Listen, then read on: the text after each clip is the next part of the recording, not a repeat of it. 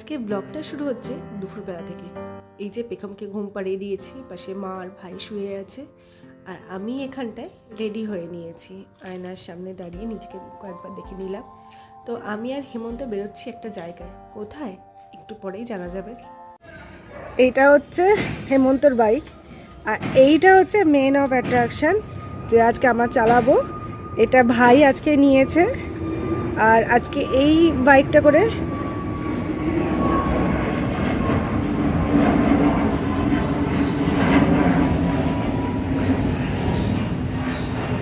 এই বাইকটা আজকে হেমন্ত চালাবে।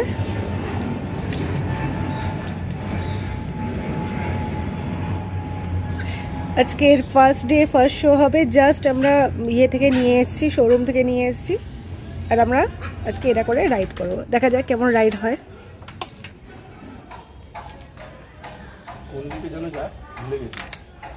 ভুলে গেছো? চৌমাথা হয়ে বাদু হয়ে। আজকে আমরা একটা নতুন জায়গায় যাব, মধ্যমগ্রামে। একটা কতগুলো বেবি চলে এসেছে, ভেবেছে খাবার দেবো, যদি ওদের খাবার দেওয়া হয়ে গেছে অলরেডি। তো আজকে আমরা যাবো একটা নতুন জায়গা, নতুন একটা, আমি উঠিনি। তো এটা হেমন্তর কাছে সম্পূর্ণ, বাবা আমারও লেগেছে ব্যথা বাইকে উঠতে গিয়ে। আমাদের জন্য আজকে ফার্স্ট নিউ। তো ভাই বললো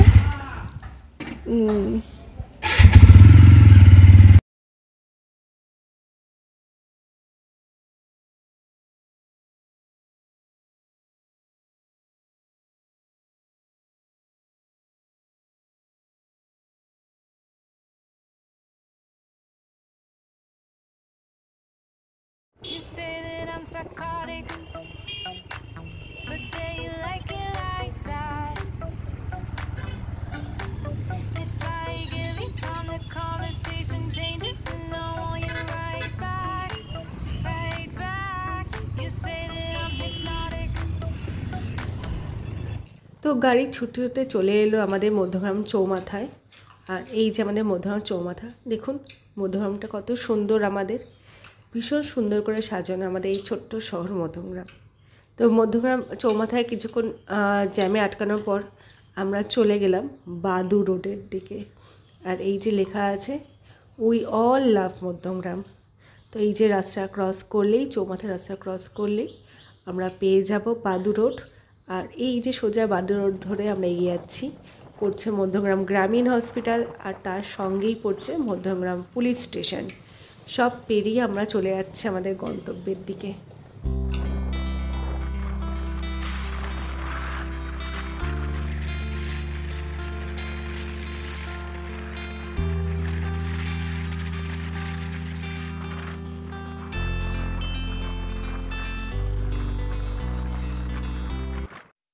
আমার ছোটোবেলায় মধ্যগ্রাম কিন্তু অন্যরকম ছিল, ফাঁকা ফাঁকা মাঠ, গাছপালায় ভর্তি। কিন্তু যত বড় হয়েছি তত দেখেছি যুগের সঙ্গে পাল্লা দিতে গিয়ে মধ্যগ্রামেরও আমূল পরিবর্তন হয়েছে। মধ্যগ্রাম এখন এয়ারপোর্টের কাছে ভীষণ একটা ডেভেলপ টাউন হয়ে গেছে। কিন্তু ছোটোবেলায় আমরা মধ্যগ্রামতে পিকনিক করতে আসতাম এই বাদু রোডে, এই আমবাগানগুলোতে। তো এখনও সেই আমবাগানগুলো দেখলে আমাদের মধ্যে তো একটা নস্টালজিয়া কাজ করেই, যে যাক কিছু তো মানে ছোটোবেলাকার কিছু জিনিস তো এখনও রয়েছে, যেটা এখনও পরিবর্তন হয়নি। তো এই বাদু রোডে আসলে আমি সেই পুরনো জায়গাটাকে খুঁজে পাই।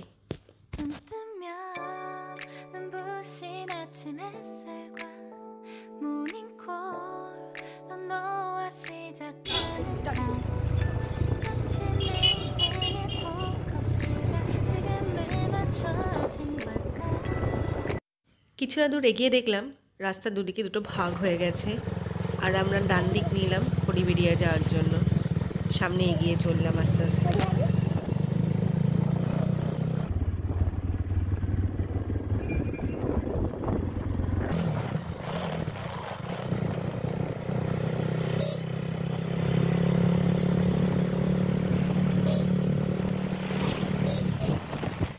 পথে এগিয়ে যেতেই দেখতে পেলাম একটা সুন্দর দোতলা বাড়ি।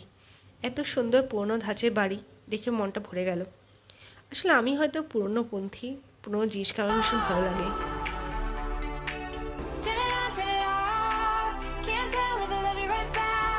খড়িবেড়িয়া যাওয়ার জন্য শুধু রাস্তাটাই ভালো নয়, রাস্তার দুধারটা গাছপালায় ভর্তি, একটা স্নিগ্ধ শান্ত জায়গা। আর এই যে দেখা যাচ্ছে আরেকটা বাগান বাড়ি, পুরো গাছ দিয়ে ঘেরা। তো যাওয়ার রাস্তার এই দুপাশটা এত সুন্দর যে যেতে কখনো একঘেয়েমি লাগবে না। মনে নতুন কিছুকে জানলাম, নতুন কিছুকে চিনলাম, এই মনে হতে হতেই আস্তে আস্তে গন্তব্যে পৌঁছে যাওয়া যাবে। Right back. You say that I'm hypnotic, and that I caught you like that. Panchayat সমিতি কার্যালয় অফিসকে পিছনে ফেলে রেখে আমরা এগিয়ে চললাম সামনের দিকে। আমার বেশিক্ষণ এগোয়নি, তো দেখলাম এখানটায় বসন্ত উৎসবের জন্য 4 চাকা বা ট্রাক, এই ছোটো হাতি এগুলোকে আটকে রেখে টাকা চাইছে বা চাঁদা চাইছে, কিন্তু 2 চাকা বা টু হুইলারকে কিছু বলেনি। তার জন্য আমার পাশ কাটিয়ে এগিয়ে গেলাম আবার সামনের দিকে। এই যে খড়িবেড়িয়ার বাস যাচ্ছে, এই বাস স্ট্যান্ডে আমরা যাব, সেখান থেকে আমরা এবার আমাদের গন্তব্যে যাব। আস্তে আস্তে আমরা পৌঁছে গেছি খড়িবেড়িয়া বাস স্ট্যান্ড। এটা হচ্ছে খড়িবেড়িয়া 93 বাস স্ট্যান্ড। এখান দিয়ে আমরা এবার আমাদের গন্তব্যে যাব। এই খড়িবেড়িয়া বাস স্ট্যান্ড থেকে আমরা এবার বেঁকে যাব হচ্ছে বাঁ দিকে গেলেই আমরা দেখতে পাবো সামনে দাঁড়িয়ে আছে বাসগুলো, খড়িবেড়িয়া যে 93 যে বাস, 93 বাস, এটা বাগবাজার পর্যন্ত যায় খড়িবেড়িয়া থেকে। তো এখান থেকে আমরা একে সোজা এগিয়ে যাব।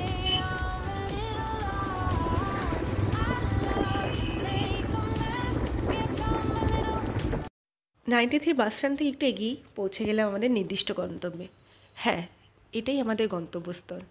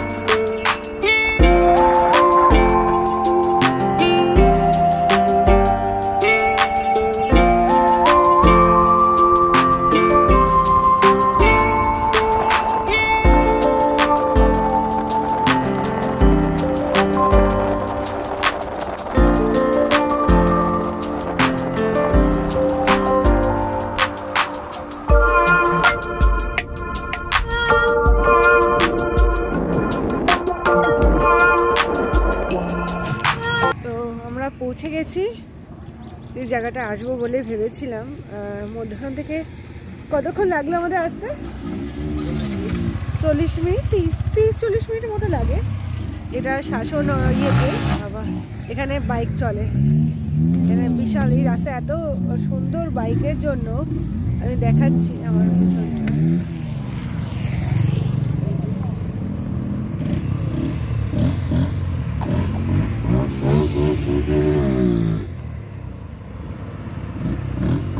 এটা হচ্ছে পুরো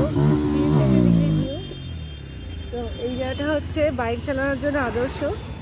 আর মানে ভীষণ ভালো একটা ন্যাচারাল বিউটি যদি বলতে হয় সেটা হচ্ছে এটা। দুপাশে বিলে ভর্তি। আর আজকে এত সুন্দর একটা পরিবেশ। হ্যাঁ, মাছ চাষ হয় ফেরি একদম। আমি ওদিকটায় যাবো যখন তখন দেখাবো।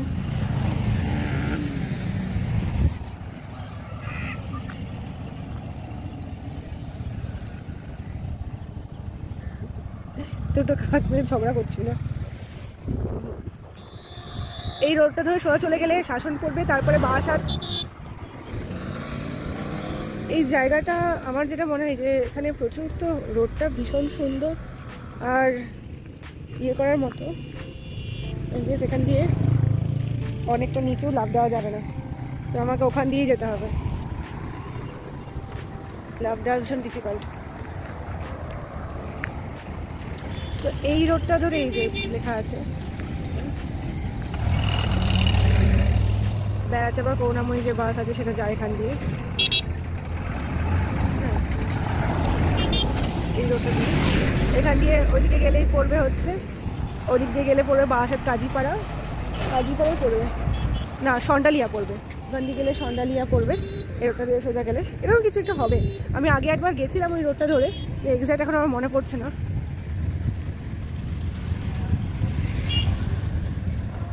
তো আমরা হেমন্তর কাছে আসি, হেমন্ত কি বলবে দেখি। কেমন লাগছে জায়গাটা এসে লং ড্রাইভে? দারুণ দারুণ দারুণ দারুণ। ওর তো সব জায়গায় ঘুরতে গেলেই ভালো লাগে, যে আমার মতো, তার জন্যই।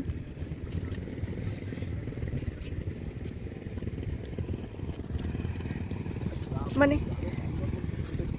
হ্যাঁ, খামারন গ্রামের বাড়ি ওই দিকটায় গিয়ে পড়বে। ওই যে দেখা যাচ্ছে কিনা আমি জুম করে দেখানোর চেষ্টা করছি। ওই দূরে দেখা যাচ্ছে, মানে আমি বুঝতে পারছি না এখানে দেখা যাচ্ছে কি না। ওইটা সব ভেরির গ্রাম। হ্যাঁ, ওইদিকে থাকতে পারে, ওইদিকে দূরে। হ্যাঁ, ওখানটা হচ্ছে শহর, ওটা শহর। আর এটা হচ্ছে একদম পুরো গ্রামের মাঝখানে যে ভেরিগুলো থাকে না, যে ভেরিগুলোতে মাছ চাষ করা হয় যে এখানটায়, এই হচ্ছে তার জন্য জায়গাটা এত সুন্দর লাগে। আর জায়গাটা করেছেও নতুন, এটা এরকমভাবে করেছে, তার জন্য খুব ভালো লাগে। তো টাইম কাটানোর জন্য ইজ বেস্ট। মানে মধ্যমগ্রাম যেরকম শহর, তো এই জায়গাটা হচ্ছে কি মানে কিছুক্ষণের জন্য আমি রাতে কোনো এই জায়গাটা আসিনি। আমি আগে একবার এসেছি, সেটা হচ্ছে এরকম সময় এসেছি এবং সন্ধে হওয়ার আগেই চলে গেছি। এটা জিনিস দেখানোর জন্য। দেখি এখানটায় যদি আমার ফোনটা পড়ে যায়, 1 মিনিট। ব্রিজটার নিচে দাঁড়িয়ে আছে, সেখান থেকে এতখানি, বাপরে, সরি।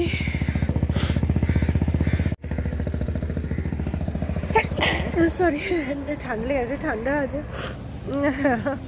তো এখানটা কি আমি কোনো আসিনি। তো এখানটা আমার মনে হয় না সন্ধ্যের পর এখানটায় খুব একটা সেফ হবে, কারণ ভীষণ লাইট ফাইট নেই, স্ট্রিট লাইট নেই, একদম পুরো গ্রাম্য এলাকা। কিন্তু এই সময় সন্ধ্যের জন্য এই সময়টা খুব ভালো, ভীষণ এনজয় করার মতো জায়গা। এখন তো দেখা যাচ্ছে না সানরাইজ বা সানসেট, খুব ভালো লাগে এই জায়গাটা দিয়ে দেখতে।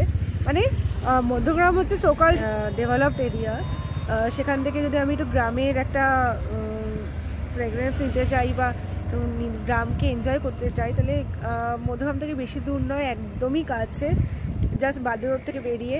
এটা হচ্ছে শাসন এলাকার মধ্যে পড়ছে, একটা খুব কাছে একটা জায়গা হচ্ছে, সেটা হচ্ছে হরিবেরিয়া। আর এই জায়গাটা আপনার কেমন লাগলো, আর যদি ভালো লেগে থাকে অবশ্যই এই জায়গাটা আসবেন। লং ড্রাইভের জন্য বেস্ট এরকম ওয়েদার, সঙ্গে হচ্ছে আপনার যে ভালো লাগার যে লোক থাকবে, তার সঙ্গে এই দূরত্বটুকু ভীষণ এনজয় করার মতো, তাই তো? হেমন্ত চুলটা ওখানে এরকমভাবে উঠে গেছে। আচ্ছা।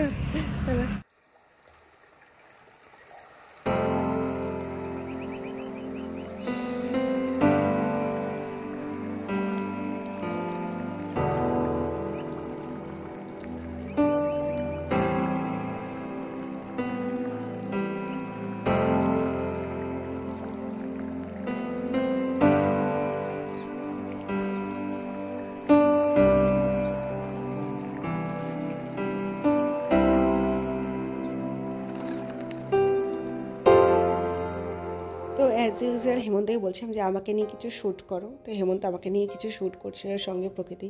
কিন্তু করতে গিয়ে দেখলাম এখানে একটা মদের বোতল পড়ে আছে। তো তার জন্য আমার মনে হলো না যে এই জায়গাটা একটু গভীর রাত হলে বা একটু রাতের দিকে হয়তো এখানে একা আসাটা সেফ হবে। আমি জানি না, কারণ মদের বোতল পড়ে থাকা দেখে মনে একটু ডাউট হলো যে এখানে হয়তো মেবি যে ছেলেদের আসর বসে মদ খাওয়ার জন্য। যাই হোক, সন্ধেবেলায় না আসা হোক বা রাতের দিকে না আসা হোক, এই বিকেলে পরন্ত বিকেলে তো আসাই যায়, তাই না?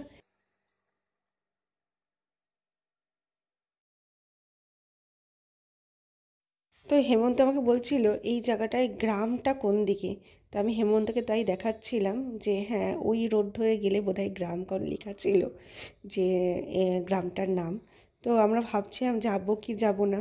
যাই হোক, মন করেই নিলাম, না দেখেই আসা যায় যে পাশের গ্রামটা কীরকম। তো সেই অনুযায়ী চলতে শুরু করলাম। আর রাস্তা ভীষণ খারাপ, আর আমার তো যেহেতু সেই অর্থে গ্যাজেট নেই, তাই আমার মোবাইলটাও সেই রকমভাবে কাঁপে। তো দূর থেকে আমি দেখলাম যে সবুজে ভরা একটা ছোট্ট একটা গ্রাম। এটা বিল, খাল এইসব দিয়ে পুরো ভরা। তো রাস্তা যেহেতু খারাপ, তাই আমার হাতও সেই অনুযায়ী কাঁপছে।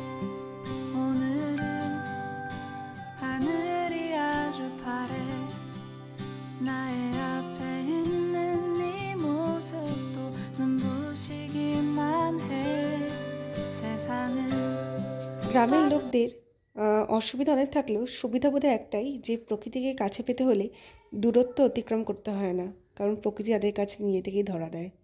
তো সেরকম এই ছেলেটি যেমন এই ভেড়ির সামনে বসে গল্প করছিল, বা এই মেয়েরা কি সুন্দর রাস্তা ধরে হেঁটে যাচ্ছিল। তো আমরাও এরকমভাবে এগিয়ে যাচ্ছিলাম গ্রামের রাস্তা ধরে। তো গিয়ে দেখলাম একটা বিশাল বড় মাছের ভেড়ি, যেখানে জলের যোগান দিচ্ছে। তো আমরা বেশি দূরত্ব গেলাম না, দূরে গেলাম না, কারণ পেখম ঘুমোচ্ছে। আমাদের আবার ঠিক সময় মতো আবার চলে যেতে হবে। আর হেমন্ত আজকে বেহালা ফিরে যাবে, তার জন্য আমরা একটুখানি ঘুরে আমরা ওখান থেকে আবার ব্যাক করলাম। 내게 너의 존재는 마치 공기와 같아 아침 창문 틈으로 날 비추는 햇살과 같아 시간이 흐를수록 넌 나에게 더 깊은 사람이 되어 언제나 나의 곁에 늘 있어줘 가끔은 힘들어 견디기 어려워도 내 곁을 지키는 네 존재로 난 늘 감사해 생각지 않은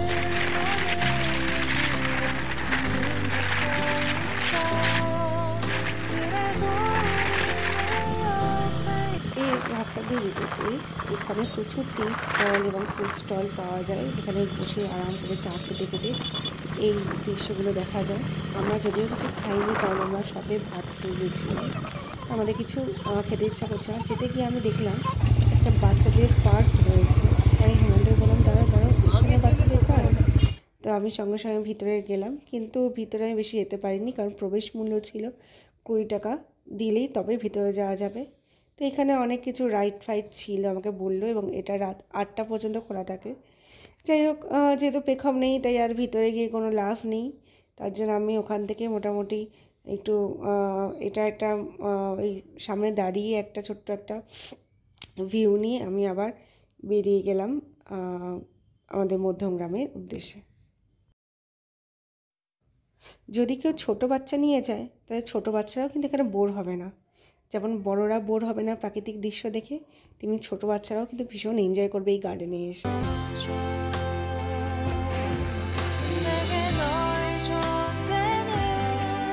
আমাদের ব্যস্ত জীবনের মধ্যে বেশি দূর যাওয়া সম্ভব হয় না, তাই চেষ্টা করি ছোটোখাটো কিছু দূরত্ব অতিক্রম করে নিজেদের মনকে চাঙ্গা রাখা। তো সঙ্গে ভাবি যে আপনাদেরকেও সেই ভিউটা দিই। জানি সেরকম ভালো লাগে না, তাই কমেন্টও সেরকম পাই না, কিন্তু যদি একটু ভালো লাগে তাহলে একটা কমেন্ট করলে কিন্তু আমরা আরও উৎসাহিত হই। আবার দেখা হবে নেক্সট ব্লগে, ততক্ষণ পর্যন্ত টাটা বাই বাই।